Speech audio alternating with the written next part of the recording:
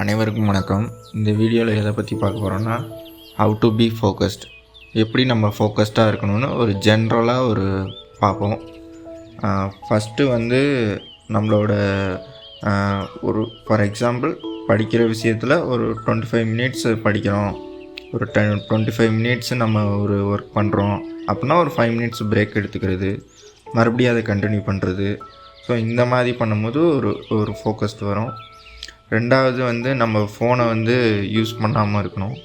நம்ம ஒரு டாஸ்க்கு பண்ணும் போதோ இல்லை ஒர்க் பண்ணும் போதோ இல்லை படிக்கும் போதோ நம்மளோட ஃபோனை எடுத்துகிட்டு போய் வேறு ரூமில் கூட வச்சிடலாம், இல்லை சுவிட்ச் ஆஃப் பண்ணி வச்சுக்கலாம்.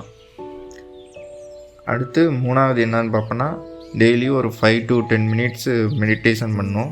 அப்போ என்ன ஜென்ரலாக உங்களுக்கு எந்த ஆசனம் வருமோ அதில் உட்காந்துட்டு நீங்கள் ஒரு என்ன எண்ணங்கள் வருது அப்படின்னு ஒரு 5 to 10 மினிட்ஸு பார்க்கும்போது ஒரு ஃபோக்கஸ் கிடைக்கும். அன்றாட வாழ்க்கையில் டெய்லியும் நீங்கள் செய்கிற விஷயங்களில் நேச்சுரலாகவே ஃபோக்கஸ் வரும், நீங்கள் இந்த தியானம் பண்ணிட்டு வர. நாலாவது என்னன்னு பார்ப்போன்னா, நமக்கு ஸ்லீப்பிங் நல்லா இருக்கணும். ஒரு நாள் நல்லா ரன் பண்ணணும்னா அதுக்கு நல்லா தூங்கினா மட்டும்தான் அடுத்த நாளுக்கு நம்ம வேலையை செய்ய முடியும். நாளே நம்ம ஒரு ப்ராப்பராக ஸ்லீப்பிங் இல்லாமல் டிஸ்டர்ப்டாக இருந்துச்சுன்னா அடுத்த நாள் நம்மளால் ஃபோக்கஸ்டாக இருக்க முடியாது. ஸோ ப்ராப்பராக ஸ்லீப்பிங்கை ஸ்லீப் பண்ணுறது முக்கியம். நான் அஞ்சாவது என்னன்னு பார்ப்போம்னா, நம்மளோட டாஸ்க்கு ரொம்ப இருக்கும் போது சின்ன சின்னதாக டாஸ்க்காக கம்ப்ளீட் பண்ணிக்கணும். ரொம்ப போட்டு நம்ம மைண்டில் டம்ப் பண்ணிக்கக்கூடாது. நிறைய ஒர்க்கை சின்னதாக பிரித்து ஒன்றா கம்ப்ளீட் பண்ணிக்கிட்டே வரும்போது நமக்கே ஒரு செல்ஃப் மோட்டிவேஷன் கிடைக்கும். அந்த அடுத்த டாஸ்க்கை பண்ணும்போது இப்படி பண்ணும்போது நம்ம கொஞ்சம் ஃபோக்கஸ்டாக இருப்போம், நமக்கே ஒரு செல்ஃப் மோட்டிவேஷன் கிடைக்கும், நம்ம ஒரு ஃபோக்கஸ்டாக இருக்க முடியும். ஆறாவது என்னன்னு பார்ப்போன்னா, நம்ம எப்போதுமே ஒரு ஒரு கைண்ட்னஸாக இருந்து ஒரு கருணையாக இருந்து பழகிட்டோம்னா நமக்கு ஒரு நேச்சுரலாகவே ஒரு ப்ரெசன்ஸ் ஆஃப் மைண்ட் வரும்.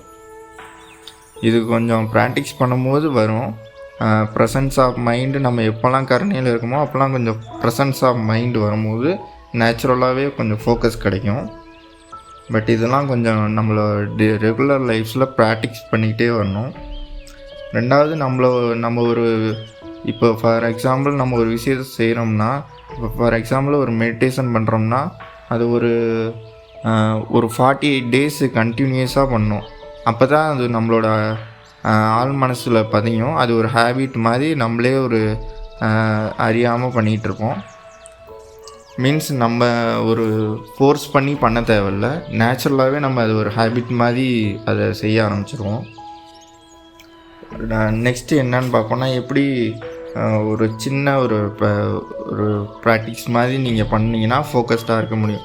எப்படின்னா, ஒரு பேப்பர் எடுத்துகிட்டு ஒரு பேனை எடுத்துகிட்டு நீங்கள் ஒரு என்னென்னலாம் தாட்ஸ் வருதுன்னு கவனித்து அதை ஒரு நோட்டில் எழுதும் போது ஒரு தாட்ஸ் வரும். இது பண்ணுன்னு சொல்லும், படின்னு சொல்லும், ஃபோன் பாருன்னு சொல்லும், சாப்பிட்லான்னு சொல்லும். இது மாதிரி நிறைய விஷயங்கள் வந்துக்கிட்டே இருக்கும் தாட்ஸு. அது ஒன்று நீங்கள் கவனித்து அந்த பேப்பரில் எழுதும் போது இப்படி ப்ராக்டிஸ் பண்ணும்போது நம்ம என்ன வருதுன்னு கவனிக்க ஆரம்பிக்கும் போது அதுக்கு ரெஸ்பாண்டோ ரியாக்டோ பண்ணாமல் அதை அப்படியே கடந்து போக விட்ருவோம். இப்படி கடந்து போக விட்டோம்னா நமக்கு ஒரு கான்சன்ட்ரேஷன் கிடைக்கும், ஒரு கான்சியஸ்னஸ் வரும், ஒரு அவேர்னஸ் வரும், ஒரு ஃபோக்கஸ் வரும். இது டெய்லி ப்ராக்டிஸை ஒரு நாளைக்கு 5 to 10 மினிட்ஸு டெய்லி இந்த ப்ராக்டிஸ் பண்ணும்போது ஒரு நாளைக்கு மார்னிங் ஈவினிங்கு ப்ராக்டிஸ் பண்ணும்போது டெய்லியும் பண்ணிங்கன்னா ஒரு ஃபோக்கஸ்டு கிடைக்கும்.